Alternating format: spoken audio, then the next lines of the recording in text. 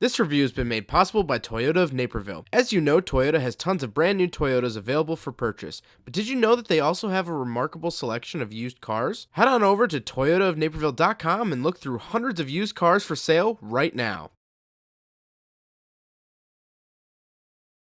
Alright, what's up guys? My name is Zach and today I'm driving a 2013 BMW 128i. Up front is a 3.0 liter inline 6 and down below is a 6-speed automatic transmission. If you'd like to read more of my thoughts, head on over to carmarshal.com/overdrive where I'll be writing a complete article about the 128i. But let's get back to that 6-cylinder under the hood. Well, like I always say, BMW is pretty much known for their 6 cylinders. Inline 6 is kind of what BMW does. Their 6 cylinders have always been smooth, always been pretty respectable, and I'm actually sort of surprised that their smallest chassis, the 1 Series, gets the 6-cylinder treatment.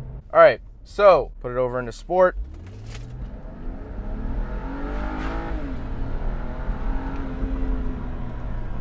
It definitely moves out of its own way. It's a quick little car. And the 6-cylinder really pulls so smooth. It just goes all the way up. It's not... It's just smooth all the way around. And I really, really like that about BMW straight 6s. Now, like I said, paired to it is that automatic transmission. Nothing really to complain about here. I can plus minus it if I so choose. But this car was offered in manual, so if you do want a manual 128i, you can find that. And last but not least, the 128i is rear-wheel drive. One thing surprising about the driving experience before we get into the interior is that the steering is a lot heavier than I thought it would be. It's not horrible. It's not like it doesn't have power steering. It just has kind of heavy steering. This means it actually does have pretty solid feedback when you actually do turn. But I have to say, from a smaller car, it's kind of heavy. So let's talk about the interior. Well, in front of me, I have 2 gauges. On the left is my speedometer, and on the right is my tachometer.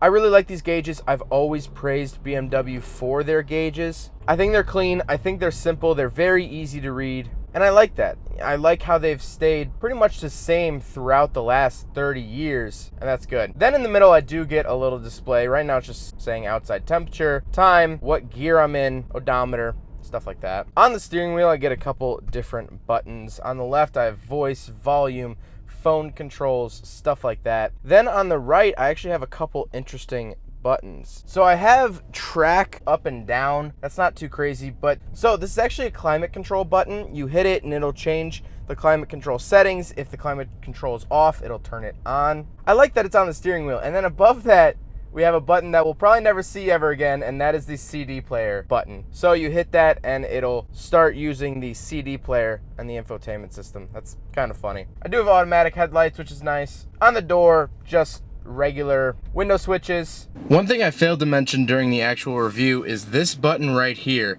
This actually lowers all of the windows in the car. I think all cars should have this button. One click, they all go down. Pull up, they all go up. I mean, that is seriously cool. I do get a nice speaker on the door. This car does have Harman Kardon speakers throughout it. Then we get the center display. It is from 2013, so by now it is pretty dated, but navigation, Bluetooth, phone, anything you want to do, you could do up there. It's not the best infotainment system in the world. I always think that BMW infotainment systems are neither here nor there, honestly. Down below the infotainment system, we get traction control off, our hazard buttons, and then central locking, which is nice, although it isn't a 4-door, so really only have the 2 doors for central locking, but still pretty nice. Then we come down to the climate controls. Nothing too crazy there. I do have heated seats, auto, dual climate zones, which is a very, very nice feature. Then a CD player with 6 memory buttons as well as the FM AM button. Then we come to the convertible top. Now it is slightly sprinkling outside, so I'll see if I can catch a break in the weather so I can open up the top. So there's a little bit of a break in the weather. So you actually have to hold the button to get it all the way down. But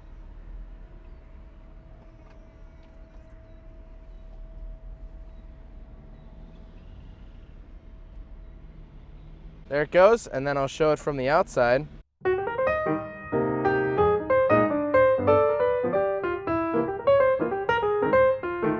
But this is a convertible. This is the 1 Series convertible. I really like that. My dad and I test drove one a while back to actually purchase, and unfortunately the price wasn't really right and the timing wasn't really right, whatever.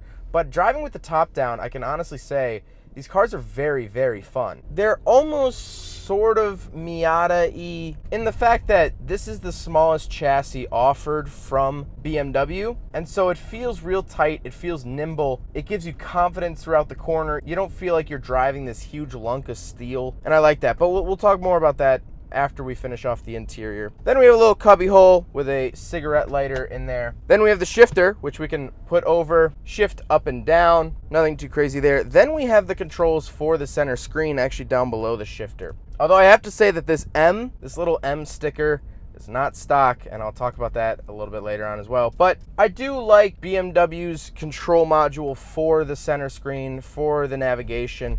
I think it gives great tactile response. You kind of know what you're doing without having to look down, and I really like that. The seats are tan leather. The interior has a tan leather setup, and I like it. The seats are pretty comfortable. They are power seats. Nothing really to complain about there. Although this is a coupe, this is a 2-door, we do have a back seat, so we will attempt to do a back seat review. So we are in the back of the 128i, and honestly, this seat is all the way forward, and I do have a little bit of leg room, but the seat is in normal position, and there's no leg room over here. Really, these are either kid seats, or if you absolutely need them seats. I do have a little dish here. I guess it's the center console. I don't actually have a center console back here. I have the smallest armrests I think I've ever seen. It's a very uncomfortable back seat. Like I said, if you absolutely need them, I guess technically you can use these as back seats, but I would not recommend. So let's talk about looks, and stop doing this. Never, ever do this. The previous owner spec'd this thing out, tricked it out with M badges. This is not an M car.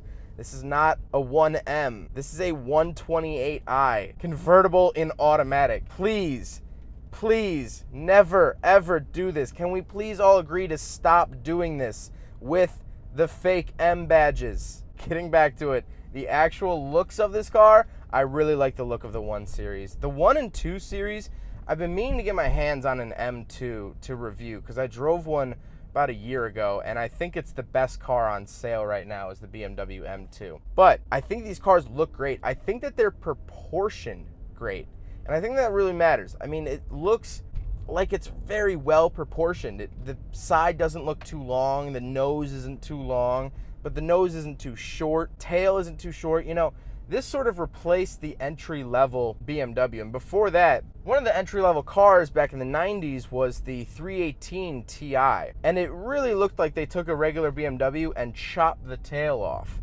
It looked really oddly proportioned. But this is its own thing. It looks solid. It looks proportioned well. That's really all I can say. And so I love the looks of it. Just please, never, ever put M badges on a non-M BMW. Horrible, horrible. But overall, I really, really love the 128i. I love the 1 Series from BMW. Like I always say, I've never been disappointed by a BMW, and the same carries out even through their entry-level cars. These things handle so well. I'm chucking it into a corner. That's my tripod just fell over. Oh man, they handle well. They're fun to drive. If you want that convertible, you can get it in a convertible, obviously. Overall, these are great little fun cars. And I have to say, BMW has done it again. They really, really have. Well, I hope you guys enjoyed the video. I hope you guys learned something about the 2013 BMW 128i. Huge thank you to Toyota of Naperville. This is one of Toyota's used cars. They have hundreds, I mean literally hundreds of used cars for sale right now. I'll leave a link in the description below. So if Toyota is not necessarily your brand, definitely still check out Toyota of Naperville because they'll probably have the car that you're looking for. And if this car is still for sale at the time of release, I will leave this exact BMW in the description below. So huge thank you to Toyota Naperville. Their information is up on the screen. Definitely go check them out. So hope you guys enjoyed the video. Don't forget to rate the video, comment on the video, and subscribe if you really liked it. Take care, guys. There goes a sight from my soul.